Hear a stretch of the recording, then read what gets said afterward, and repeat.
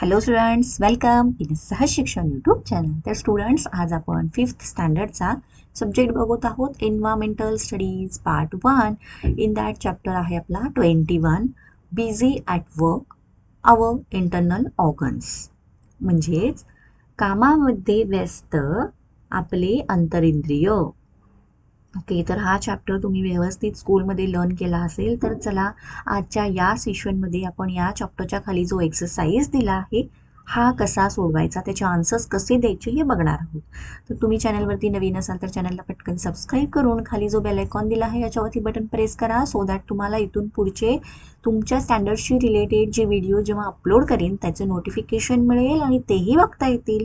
Right, so start करूयात. Question first is what's the solution. म्हणजेच काय सॉल्युशन, म्हणजे काय करावं लागेल त्या सिच्युएशनमध्ये.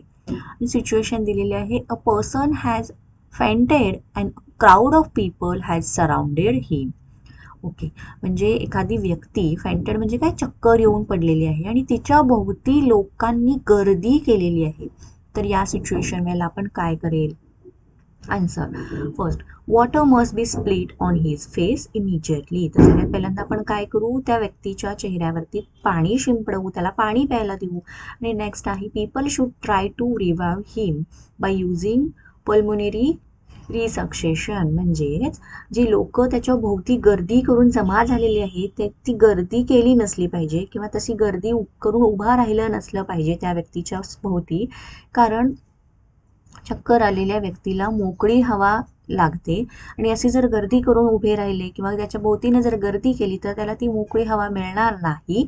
सो त्याच्या भोवती गर्दी केली नसली पाहिजे, त्याला मोकळी हवा किंवा मोकळा श्वास घेता येईल असं आपण त्या ठिकाणी वातावरण केलं पाहिजे. आणि तरीही जर तो शुद्धीवर नाही आला तर इमिजिएटली आपल्याला मेडिकल हेल्प घेतली पाहिजे.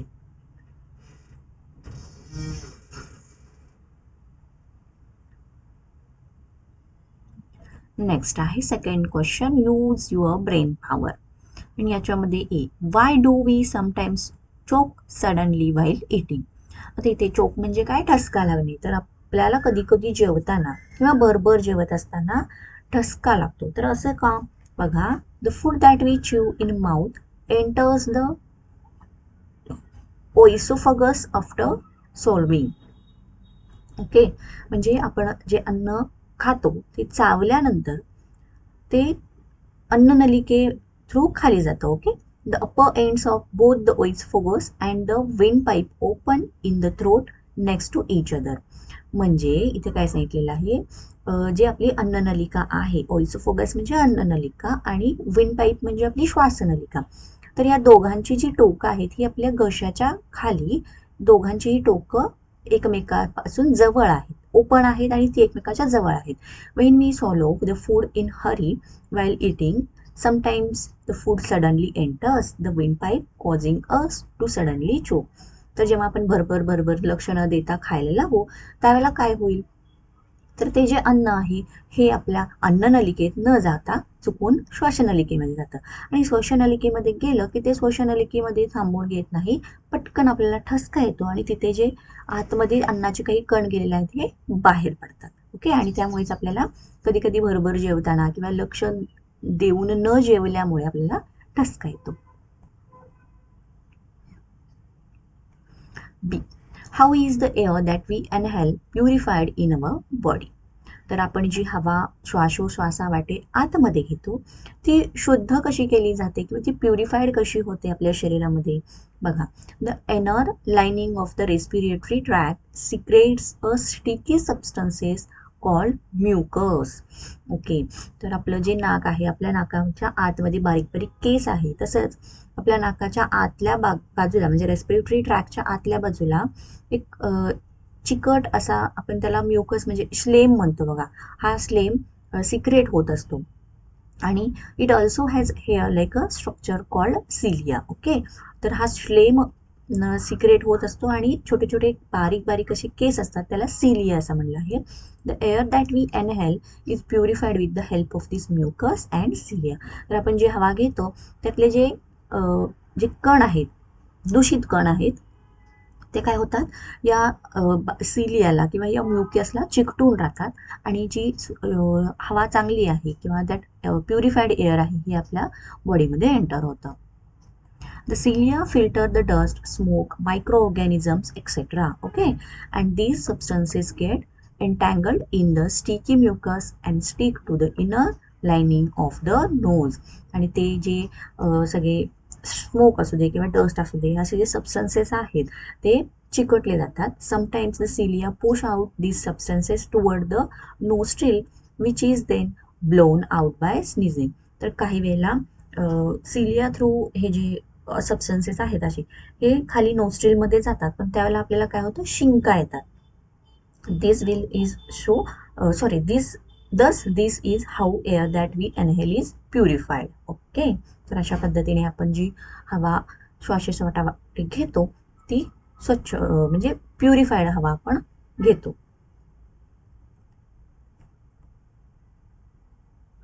Question third, fill in the blanks.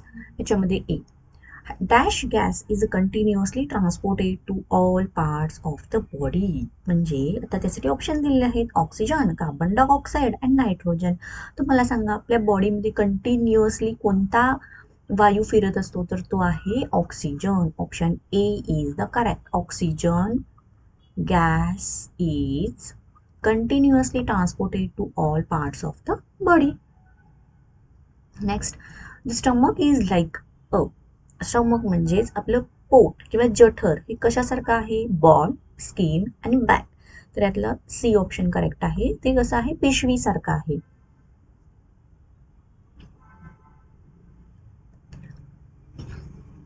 Fourth question आहे, मॅच द कॉलम्स.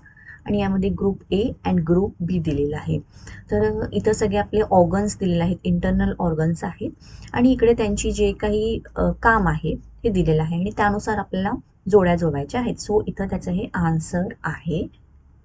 चला आन्सर बघूयात. लंग्सचं काय काम आहे, तर lungs is related to respiration, म्हणजे श्वसनक्रियेशी ते रिलेटेड आहे. स्टमक कशाशी रिलेटेड आहे, डायजेशनशी रिलेटेड आहे, म्हणजे पचन संस्थेशी. हार्ट कशाशी रिलेटेड आहे, तर सर्क्युलेशनशी, म्हणजे आपलं जे रक्त आपल्या शरीरामध्ये सर्वत्र शुद्ध रक्त पुरवलं जातं हे या हार्ट थ्रू पुरवलं जातं. So heart is related to circulation, blood circulation इथे येणार. Okay, blood circulation. ब्रेन कशाशी रिलेटेड आहे, कोऑर्डिनेशनशी रिलेटेड. तर बाकीच्या ज्या सगळ्या क्रिया आपल्या शरीरामध्ये चाललेल्या असतात या कशाच्या ऑर्डरनुसार चाललेल्या असतात, तर त्या ब्रेनच्या ऑर्डरनुसार चाललेल्या असतात. So brain is related to coordination म्हणजेच चेतासंस्था. ओके, सो हे झाला आपला हा क्वेश्चन कम्प्लीट. नेक्स्ट क्वेश्चन बघूयात आपण. Answer the following questions. नाव याच्यामध्ये काय क्वेश्चन्स आहेत. A, name the systems that carry out the different functions of the body. तर आपल्या शरीरामध्ये जे वेगवेगळे आपली कामं करतो आपण, जे वेगवेगळे फंक्शन्स आहेत, हे फंक्शन्स किंवा ही कार्य काम करणाऱ्या कोणत्या कोणत्या संस्था आहेत, सिस्टीम्स विचारलेल्या आहेत. So let's see answer. The systems that carry out the different functions of the body are digestive system म्हणजे पचन संस्था आहे. रेस्पिरेटरी सिस्टीम म्हणजे आपण श्वास आतमध्ये घेतो, परत कार्बन डायऑक्साईड श्वासावाटे बाहेर टाकतो, यालाच रेस्पिरेटरी सिस्टीम म्हटलं जातं. सर्क्युलेटरी सिस्टीम म्हणजे ब्लड सर्क्युलेशन, आपल्या शरीरामध्ये सगळीकडे जो रक्तप्रवाह चालू असतो त्याला सर्क्युलेटरी सिस्टीम असं म्हणतात. एक्सेटरी सिस्टीम म्हणजे आपण जे अन्न खातो हे अन्न खाल्यानंतर त्यातले जे काही टाकाऊ पदार्थ आहेत जे आपल्या शरीरासाठी नको आहेत ते आपले उत्सर्जन संस्थेमार्फत बाहेर फेकले जातात, त्याला एक्झिक्युटरी सिस्टीम म्हणतात. देन नेक्स्ट आहे नर्वस सिस्टीम. नर्वस सिस्टीम म्हणजे काय, तर डायजेस्टिव्ह सिस्टीम आहे किंवा एक्झिक्युटरी सिस्टीम आहे, सर्क्युलेशन सिस्टीम आहे, वरची जी रेस्पिरेटरी सिस्टीम आहे, या सगळ्यांना एक कमांड देण्याचं काम जे कोण करत असतं ते असते नर्वस सिस्टीम. आणि लास्टली आहे स्केलेटल सिस्टीम. तर आपल्या बॉडीला जे व्यवस्थित बाइंडिंग केलेलं आहे हाडांच्या आधारे, तर ही सिस्टीम जी आहे याला स्केलेटल सिस्टीम असं म्हटलं जातं, म्हणजे अस्थिसंस्था. तर या स्केलेटन सिस्टीममुळंच आपले जे ऑर्गन्स आहेत हे सेफ आहेत, शिवाय आपल्या बॉडीला एक व्यवस्थित शेप आलेला आहे. So skeleton system is also important.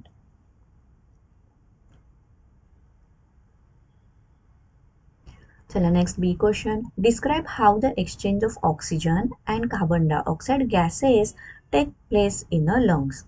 चला तर खूप सोपं उत्तर आहे. आपल्याला काय एक्सप्लेन करायचं आहे की आपल्या शरीरामध्ये ऑक्सिजन आपण घेतो आणि त्याबदली कार्बन डायऑक्साईड बाहेर फेकतो. तर याचं हे एक्सचेंजिंग म्हणजे अदलाबदल कशी होते हे लिहायचं आहे. First point, the air that we inhale contains oxygen. जी हवा घेतो त्यामध्ये ऑक्सिजन असतो. This outside air reaches the lungs with the help of the respiratory organs like nose, trachea, and diaphragms. When the outside air reaches the oil present in the lungs, it passes into the thin blood vessel around the alveoli. तर आपल्या फुफ्फुसाच्या कडे साईडला किंवा त्याच्या बाजूला छोट्या छोट्या ज्या ब्लड वेसल्स आहेत त्याच्यामधून ही हवा किंवा हा ऑक्सिजन फिरला जातो. With the blood it flows to the various part of the body आणि त्या थ्रू तो शरीरातल्या सर्व भागांपर्यंत पोहोचवला जातो. At the same time the carbon dioxide that is bought by the blood from all the parts of the body leave the blood and enters the alveoli. तर त्याच वेळेला काय होतं तर आपल्या शरीरातून नको असलेला जो कार्बन डायऑक्साईड आहे तो त्यावेळेला तिथे blood from the parts of the body leaves the blood and enters the alveoli. तिथेच तो त्या वायूंमध्ये येतो. And when we exhale this carbon dioxide is given out. आणि जेव्हा आपण उच्चश्वास करतो तेव्हा आपल्या उच्चश्वासावाटे हा कार्बन डायऑक्साईड बाहेर पडतो. In this way, exchange of oxygen and carbon dioxide gases take place in the lungs.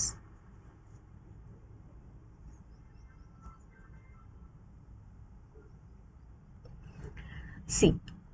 Why do we call saliva a digestive juice? आता saliva म्हणजे तुम्हाला माहितीच आहे, तर saliva म्हणजे लाळ. तर लाळ हे एक पाचक रस आहे किंवा पाचक द्रव आहे असं का म्हटलं आहे. का कारण बघा, the digestive juice are the juices secreted by the glands present outside the digestive system and they help in digesting the food. तर हे जे ज्यूस आहे याला आपण सेलिवा असं म्हणलेलं आहे. तर हे ग्रंथींच्या थ्रू सिक्रेट झालेलं आहे आणि त्यामुळे आपलं जे अन्न आपण खातो ते त्याचं पचन करण्यासाठी त्याची मदत होते. When food is taken in the mouth, saliva is secreted by the glands called salivary glands into the mouth. जेव्हा आपण आपलं अन्न खातो तेव्हा आपल्या तोंडामध्ये काही ग्रंथी असतात आणि त्या ग्रंथींना काय म्हटलं जातं, सॅलिव्हरी ग्लँड्स म्हटलं जातं. आणि या ग्रंथींच्या थ्रू ही लाळ आपल्या तोंडामध्ये तयार होते आणि त्या लाळेमधूनच आपलं जे अन्न आहे याचं पचन होतं. The saliva then mix with the food that is chewed and it converts the food into soft moist ball called bolus which is easy to swallow.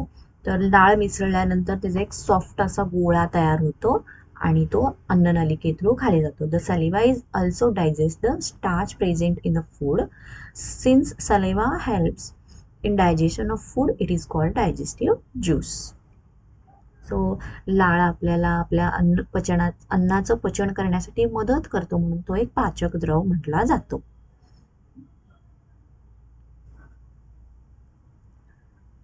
चलो next question is the 6. Choose the appropriate word from the brackets. Okay, ब्रॅकेटमध्ये त्यांनी काही word दिलेले आहेत ते त्या related आपल्याला लिहायचं आहे. Respiratory take place because of its up and down movement. तर आपला जो श्वासोच्छ्वास चालतो वरती खालती ही जी मुवमेंट होते ही कशामुळे होते, तर आपला जो काही श्वासपटल आहे, श्वासपडदा आपण म्हणतो किंवा त्याला इंग्लिशमध्ये डायफ्राम म्हणतो, त्याच्यामुळे ते होतं. B. The process of keeping the blood flowing continuously throughout the body. ही प्रोसेस कोणती आहे, circulation, blood circulation. Okay. C. Air that enters through the nose and passes into this tube. आपण जी हवा घेतो नाकावाटे ती कोणत्या ट्यूबमधून खाली पास केली जाते फुफ्फुसापर्यंत, तर त्याला ट्रॅची असं म्हटलं जातं, म्हणजेच श्वासनलिका. ओके. सो याच क्वेश्चन बरोबर आपला हा एक्सरसाइज इथे संपलेला आहे. तुम्हाला व्हिडिओ आवडला असेल तर व्हिडिओला पटकन लाईक करा, चॅनलला सबस्क्राईब करा. थँक्यू.